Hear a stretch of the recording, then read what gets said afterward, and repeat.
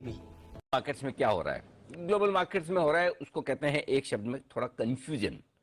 मतलब अमेरिकी बाजार तय नहीं कर पा रहे हैं कि उन्हें अच्छे नतीजों के दम पर, कंपनियों की जो बढ़िया कमाई आएगी उसके दम पर मजबूत रहना है, या फिर मैक्रो फैक्टर्स जो है ना थोड़े कमजोर होते हुए दिख रहे हैं उनके दम पर गिरना है। कमजोर क्या हो रहा है? महंगाई आपकी 40 सालों के ऊपरी स्तरों पर है, फेड ब्याज दरें बढ़ाने का इरादा बना चुका है, टेपरिंग आपकी शुरू हो रही है, और साल के अंत में जाते जाते आप बॉन्ड बाइंग के बजाय बॉन्ड सेलिंग भी करेंगे। ये सारे ट्रिगर्स है। अब प्रॉब्लम क्या है दीप कि इनके ऊपर खराब क्यों नहीं हो रहे ज्यादा?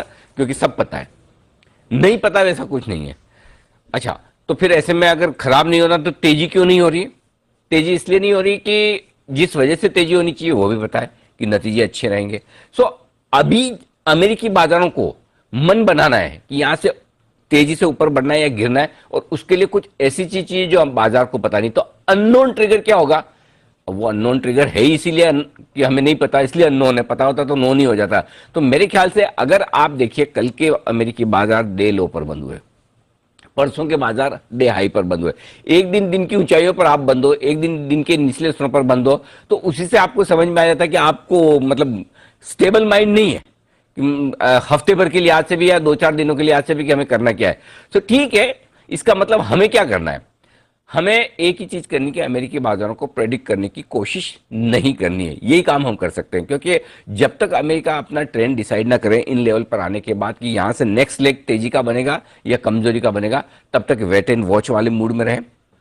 आप देखिए, कच्चा तेल 85 जाकर थोड़ा वापस नीचे आने की कोशिश कर रहा है, बॉन्ड यील्ड 1.75-1.80 की रेंज में जाकर फिर नीचे आने की कोशिश कर रहे हैं, इक्विटी मार्केट लाइफ हाई पर जाकर थोड़ा रुकने की कोशिश कर रहे हैं। लेकिन जैसे ही थोड़ा थोड़ा नीचे सारे आते हैं, वापस से ऊपर से थोड़ी बाइंग भी आ जाती है। तो मेरे ख्याल से ऐसा लगता है कि अच्छी तेजी होने के बाद थोड़ा सा टाइम पास करने के मूड में, जिसे हम टाइम वाइज करेक्शन कहते हैं, अच्छे वो बड़े बढ़िया शब्दों में टाइम वाइज करेक्शन।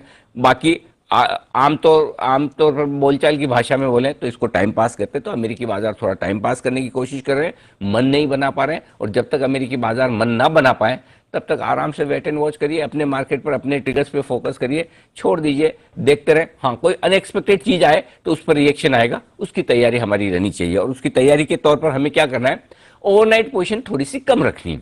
हालांकि कोई बहुत बड़े गैप नहीं मिल रहे ऊपर या नीचे, लेकिन फिर भी अगर आपको लगता है कि किसी बड़े मूव के लिए तैयार हो तो या तो ओवरनाइट पोजीशन कम रखें या फिर उसको हेज करके चले, ये ज्यादा ठीक होगा। जी जी, अच्छी बात है।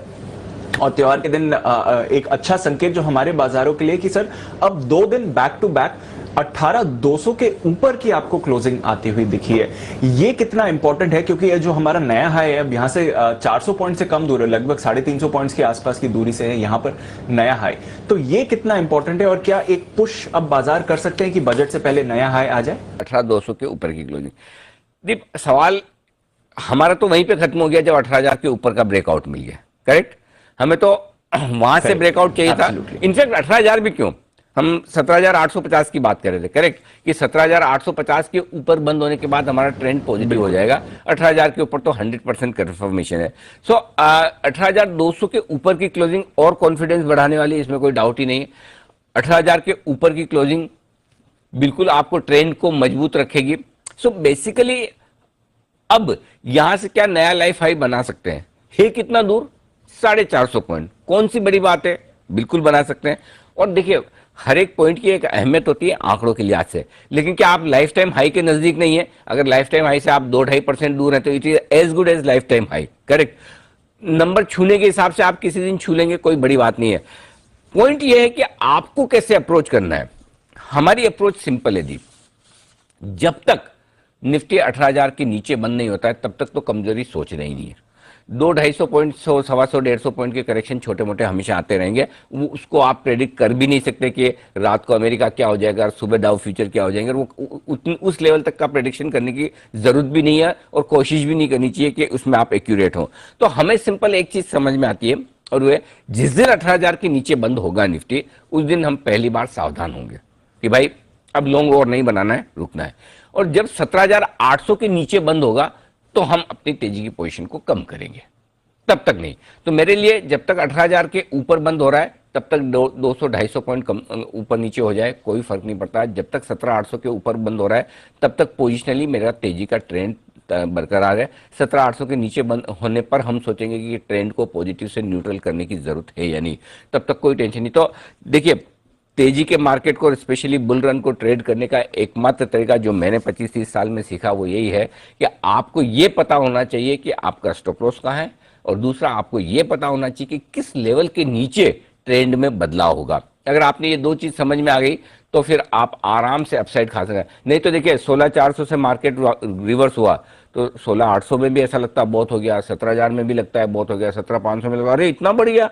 अभी तो 7 दिन पहले तो इतना हालत खराब था। 18,000 पे भी यही लगेगा, यही फीलिंग आपको 18,600 पे आएगी, बहुत बढ़ गया, बहुत बढ़ गया या बहुत घट गया, ये डिसाइड करने वाले आप और मैं कौन है? ये तो मार्केट अपनी कलेक्टिव विजडम में अपने दिमाग से डिसाइड करेगा कि उसको कितना ऊपर जाना है, कितना नीचे जाना है। हम क्या डिसाइड कर सकते हैं? हम ये कर सकते हैं कि हमें पता होना चाहिए किस लेवल के नीचे हमें सावधान होना है, उस लेवल के हिसाब से आप ट्रेंड को लेकर चलें।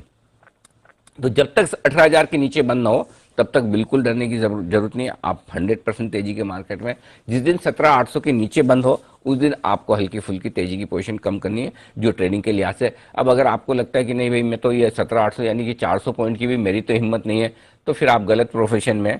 ये मार्केट ऐसा है जहां 2% 3% का रनिंग करेक्शन कभी भी किसी भी वक्त किसी भी रीजन से आ सकता है, जो कि आपको हमें किसी को पता नहीं है, और अगर उसके लिए आप तैयार नहीं है तो फिर कुछ नहीं कर सकते। तो बस ये दो लेवल को ध्यान में रखिए और ट्रेड करिए।